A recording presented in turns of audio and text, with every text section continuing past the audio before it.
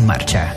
Y estamos viendo la situación como se encuentra actualmente, pero vamos a hablar con alguien que nos va a aclarar también ciertas ideas. Vamos a ver desde el punto de vista también en el que podemos ver la situación, así como más de lejos, como se suele decir también.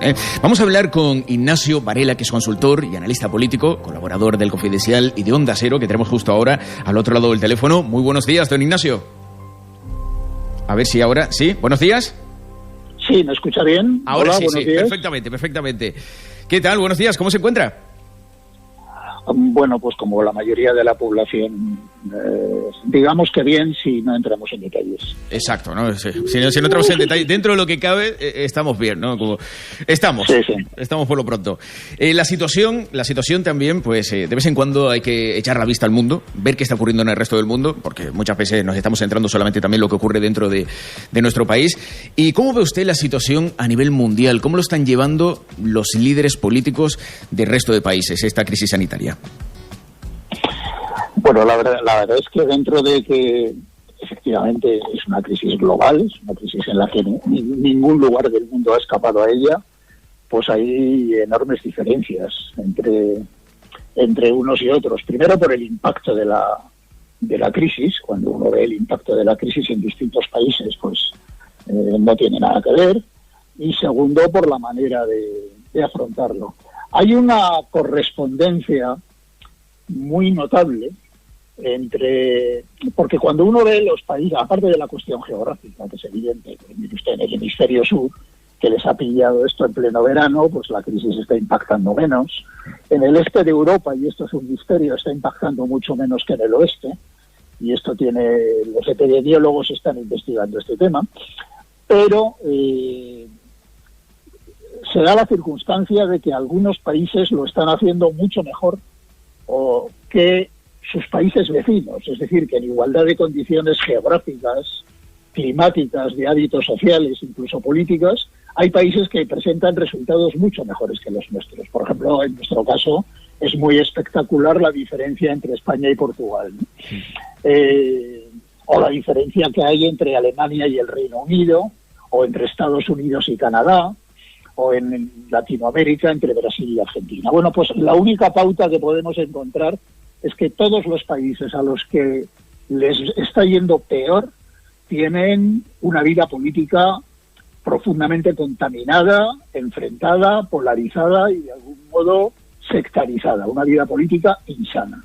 Es decir, que da la impresión de que la política es un factor discriminador de la eficiencia para combatir la crisis, ¿no? Y además que los países que lo están haciendo mejor desde el punto de vista sanitario también son los que están en mejores condiciones para afrontar la crisis económica que viene, ¿no? Claro. Sí, la verdad que claro, ese estado en el que se encuentran los países, en los que, como bien dice, hay ese choque político, hace que se gestione peor. ¿Qué medidas han tomado los países que lo han hecho mejor y qué tenemos que hacer? ¿Qué tendríamos que hacer para que nos fuera mejor a nosotros? Porque ahora mismo estamos viendo también que incluso el estado de alarma corre peligro, ¿no? Sí, bueno, en los países en los que se ha hecho mejor, lo que ha habido es, en primer lugar, anticipación. La velocidad de reacción ante la crisis ha sido un factor fundamental. Los países que han llegado tarde, que hemos llegado tarde, porque España ha sido uno de ellos, a la gestión de la crisis, pues nos hemos encontrado cuando hemos reaccionado con que el virus estaba ya en una situación de descontrol. Ahora hablaré de algunos países que han reaccionado con una prontitud enorme. Segundo, han tenido un gran consenso político, y al tener un gran consenso político, una gran confianza de la sociedad, es decir, se ha establecido una relación de complicidad y de colaboración. En muchos países, por ejemplo, el confinamiento ni siquiera ha tenido que ser impuesto obligatoriamente, sencillamente los gobiernos le han pedido voluntariamente a la población que lo hiciera, y la población lo ha podido hacer, ¿no? Y luego, pues el nivel de comunicación con la sociedad pues ha sido transparente, ha sido claro. Nadie ha sentido que le estaban engañando ni que le estaban ocultando datos, ¿vale? Todo eso pues le da mucho más eficacia. Ya le digo, a mí me tienen que explicar, no es fácil, esa tremenda discrepancia en los datos, por ejemplo, entre Estados Unidos y Canadá, entre España y Portugal, entre países que comparten territorio geográfico, condiciones climáticas, hábitos sociales, y al final de todo uno se encuentra entre, como decía, no sé si recuerda usted aquel eslogan famoso de las campañas americanas de "es la economía estúpida", pues esta vez podríamos decir "es la política estúpida". Y no está mal que nos lo digamos en España, claro, sobre todo a la luz de lo que estamos viendo estos días. La actuación inmediata, la actuación rápida es una de las causas de que a estos países les vaya mejor. ¿Quién ha actuado rápidamente? ¿Quién ha sido el país que se ha anticipado y por qué lo hicieron? Bueno, pues mire, por muchas razones. En algunos casos, fíjese, le voy a poner dos ejemplos europeos, por no irnos muy lejos, porque es notable, ¿no? Portugal y Grecia. Bueno, pues tanto en el caso de Portugal como en el caso de Grecia, aparte de los factores políticos que ya he mencionado, son países que sufrieron terriblemente la anterior crisis económica, que tuvieron que aplicar recortes drásticos a sus sistemas sanitarios, que por tanto tienen unos sistemas sanitarios muy débiles, muy debilitados, y es precisamente esa debilidad lo que les empujó a reaccionar con extrema rapidez, porque los dos gobiernos eran perfectamente conscientes de que si dejaban que el virus se extendiera, su sistema sanitario no iba a ser capaz de hacerle frente, y bueno, pues se podía producir una hecatombe, o sea que hicieron de necesidad virtud, de alguna manera, ¿no? Bueno, y en otros casos, pues ha sido sencillamente un problema de eficacia. En el caso de Alemania, por ejemplo, ahora hablaré, porque ahí hay una pauta femenina de la que creo que usted quería hablar también. En el caso de Alemania no es tanto un problema de prontitud en la respuesta. Alemania no reaccionó mucho más rápido que los demás, sino de gran eficacia en la respuesta, porque Alemania pues ha puesto al servicio de esto hay un factor fundamental, aparte de la prontitud en la respuesta: la realización de test masivos a toda la población, es decir, el tener en todo momento una información muy exhaustiva y muy completa de cuál es el estado de la epidemia en cada momento, ¿no? Que es algo que también nos ha faltado aquí y nos sigue faltando. Es decir, bueno, es un problema de previsión, ¿no? Y luego, pues hay países que desde hace mucho tiempo tienen sistemas de investigación, de ciencia y tecnología, donde este tipo de situaciones pues las tienen previstas, tienen protocolos de actuación y no han tenido que improvisar como hemos improvisado aquí. Es que yo creo que en España, perdone que me enrolle un poco, estábamos muy orgullosos, y teníamos motivos para ello, de nuestro sistema sanitario público, pero eso se refería a su parte asistencial. Es decir, España es un país en el que si una persona cualquiera se pone enferma, pues va a cualquier centro sanitario y recibe una asistencia de calidad.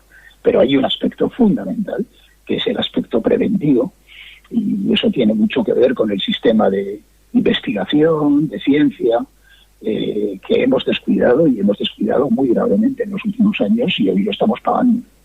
Claro. Bueno, al principio, ahora parece muy lejano, pero al principio se hablaba muchísimo de que este era el virus del miedo, que si se trataba de una gripe, que pasaba lo mismo que con la gripe A. Incluso, bueno, varios periodistas también salían diciendo que no hacía falta la mascarilla. Era lo que se estaba viviendo en ese momento, era lo que se creía, y también con los datos que llegaban, era lo que parecía que iba a ser. Después se convirtió en otra cosa, pero en muy poco tiempo.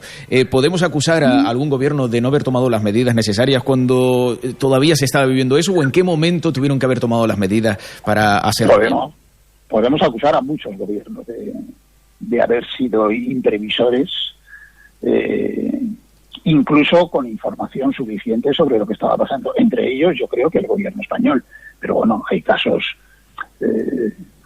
mucho más dramáticos aún que el del gobierno español. Lo del presidente Trump en Estados Unidos fue terrible.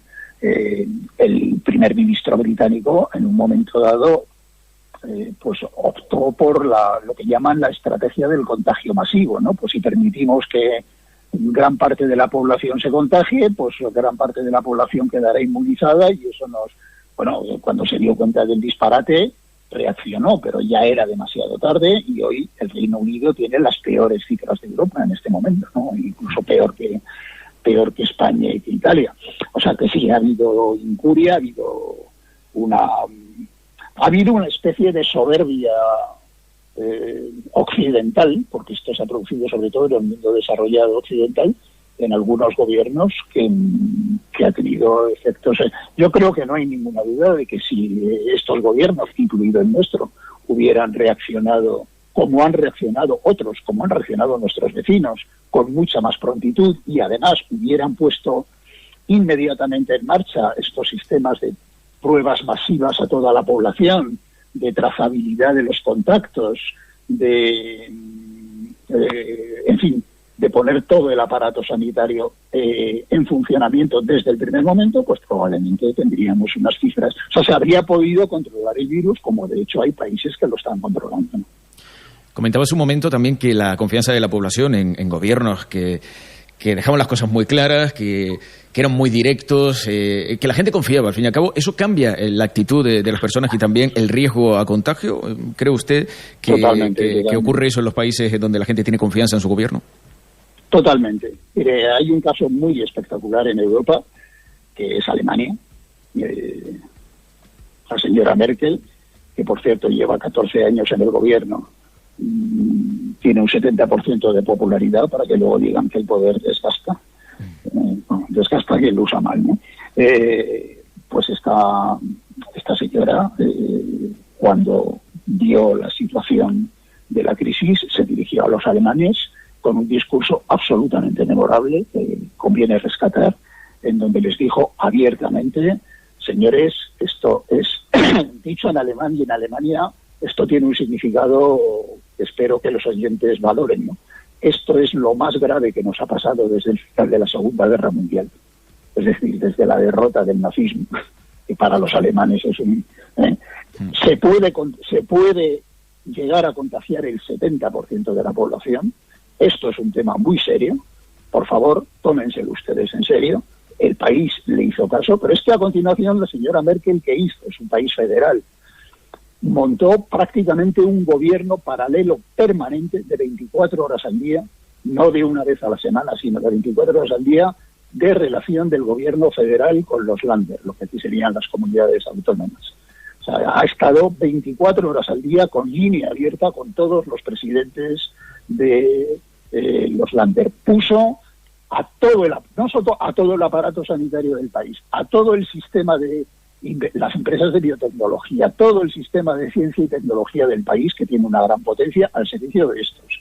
Puso al servicio de esta causa a todas las facultades de medicina de el país.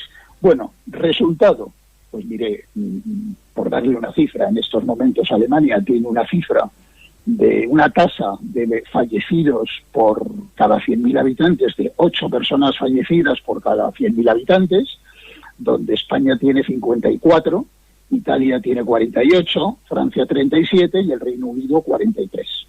Es que es muy espectacular, porque estamos compartiendo zona geográfica, ¿no?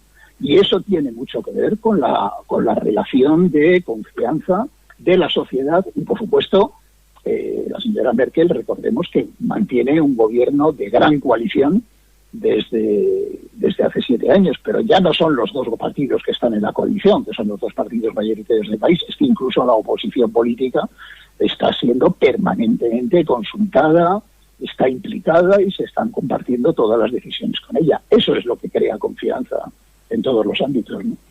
Claro, que haya salud política, que haya buenas relaciones dentro de la política, hace también que la gestión sea mejor, que los ciudadanos confíen más, aunque también se puede obviar o no sé si a lo mejor tiene algún tipo de repercusión el hecho de ese tópico que pensamos también que aquí en España, pues en el cierto modo, sí, evidentemente todo el mundo lo ha hecho bien, pero siempre hay esa picaresca de saltarse de vez en cuando las normas. No sé si eso se tiene en cuenta, si eso es real o solamente es un tópico. No, yo creo que en España es al revés. Es al revés. A mí me ha sorprendido la disciplina, que en algunos casos ha llegado a ser incluso sumisión, con la que los españoles hemos ido aceptando una situación que restringe severamente nuestra libertad, incluso hasta llegar a situaciones constitucionalmente dudosas. No es así. Yo creo que en general a todo el mundo le ha sorprendido la disciplina de la sociedad española. Me dirán que es una disciplina nacida del pánico y del terror, es verdad. Yo prefiero la confianza que se basa en la disciplina que se basa en la confianza que la disciplina que se basa en el miedo y en el terror. Vamos a ver, en la medida en que la crisis sanitaria, digamos, pues alivie la presión y nos entremos en un territorio en el que ya estamos, pero que se... Vaya, hemos perdido la llamada. Voy a volver a llamar ahora sobre la marcha. Estamos en directo.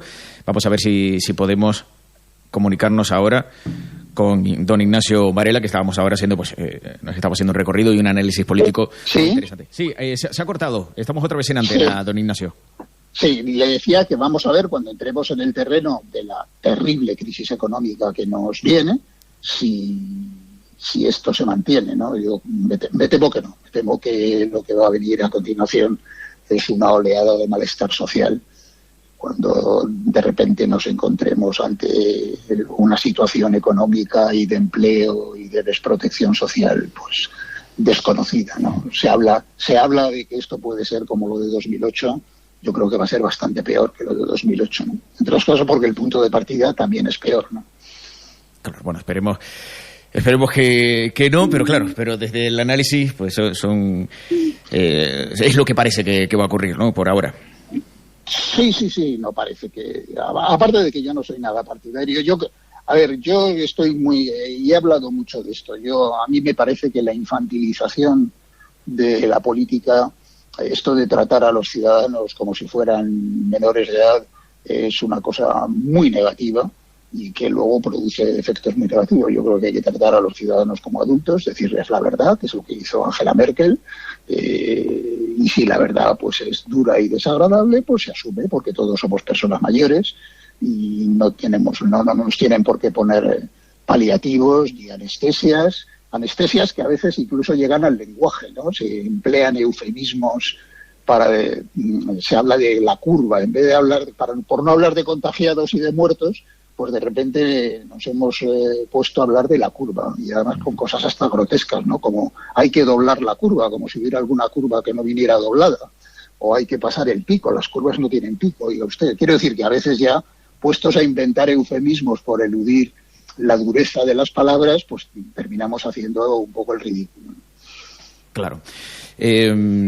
Hablando también sobre la gestión, sobre los países que han gestionado bien, ha salido también hace algunas semanas, hablaba usted sobre presidentes que han sabido afrontar perfectamente la epidemia, ¿no?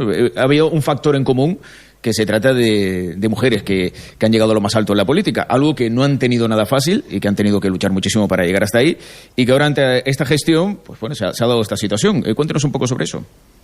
Bueno, a ver, yo este es un tema que saqué en el programa de Jaime Cantizano, Por fin los lunes, de Onda Cero, y tuvo un gran impacto. Lo único que yo hice fue pues una especie de recopilación de análisis que están en todos los medios de prensa internacional estos días, ¿no? Lo que pasa es que hasta aquí no había llegado porque estamos, yo creo, demasiado imbuidos en nuestras cuestiones domésticas. Primero, hay una constatación que ya en sí misma nos debería producir cierta vergüenza. En el mundo hay 193 países, y solo 10 tienen una mujer en la cúpula del Poder Ejecutivo. 10 sobre 193. ¿No? Es terrible. Pero, segundo dato, si usted toma la lista de los 12 países más eficientes contra el coronavirus, 7 de ellos tienen una mujer en la dirección política del país. 7 sobre 12, que es el 60%. Bueno, pues todas ellas presentan resultados muy sobresalientes sobre sus vecinos. Ya he mencionado el caso de Alemania respecto al resto de los grandes países europeos. Pero lo más llamativo es cómo lo han hecho, porque ahí sí que podemos encontrar una pauta, ¿no? Una pauta que las diferencia o que las singulariza. Y en todos los casos estoy hablando de países como Alemania, Islandia, Dinamarca, Noruega, Nueva Zelanda, Taiwán, en fin, estos países, ¿no? Primero, todas ellas han respondido de manera inmediata a los primeros síntomas, antes que nadie. Le pongo el caso de Nueva Zelanda. El gobierno de Nueva Zelanda, la primera ministra, cuando en el país tenía solo 6 personas contagiadas y ningún fallecido, no solo pidió a la población que se confinara voluntariamente, sino que cerró las fronteras del país para que allí no entrara nadie. Pues hoy tiene 20 muertos, donde nosotros tenemos 25.000. Segundo, son muy ejecutivas, máxima eficacia en la aplicación de las medidas. Son extraordinariamente eficientes porque se saltan todos los pasos intermedios y van directas al núcleo del problema. Tercero, efectivamente, lo que yo decía, han conseguido generar confianza y crear una gran complicidad política y social. Su modelo de comunicación con la población es muy distinto. Hacen una comunicación muy clara, muy empática, en donde mezclan mensajes muy eficaces políticamente con mensajes que conectan emocionalmente con la población. Y luego, además, son extraordinariamente creativas en la búsqueda de soluciones originales. Yo contaba algunos casos, por ejemplo, la primera ministra noruega, pues decidió que sus aliados iban a ser los niños. Entonces, pues montó una rueda de prensa masiva en donde solo le podían hacer preguntas los niños. Y entonces ya les dijo claramente, mirad, está muy bien, es correcto que estéis angustiados, que estéis preocupados, tomaros esto en serio y por favor convenced a vuestros padres de que tomen precauciones. Bueno, eso ha tenido un impacto tremendo. Los niños hoy en ese país son los mejores aliados del gobierno. La primera ministra de Finlandia, que es la más joven del mundo, es una millennial que tiene 34 años, bueno, pues reaccionó como tal. Sabe quiénes han sido sus principales aliados, portavoces y casi correas de transmisión de los mensajes del gobierno, los influencers de las redes sociales. Que en vez de envenenar las redes con mensajes venenosos, pues se han puesto al servicio del gobierno. Para eso hace falta esa relación de confianza que yo le decía, y se han convertido poco menos que en grandes transmisores de las instrucciones del gobierno. Es decir, no solo son ágiles, inmediatas, sino que además son muy creativas. Yo el otro día en una entrevista que me hicieron sobre este mismo tema, mire, he pasado muchos años por mi trabajo relacionándome con políticos y políticas, y al final hay una diferencia. No quiere esto decir que todos los políticos sean unos incompetentes y todas las políticas sean extraordinarias, ¿eh? Yo no quiero de aquí sacar, en fin, normas generales que serían arbitrarias.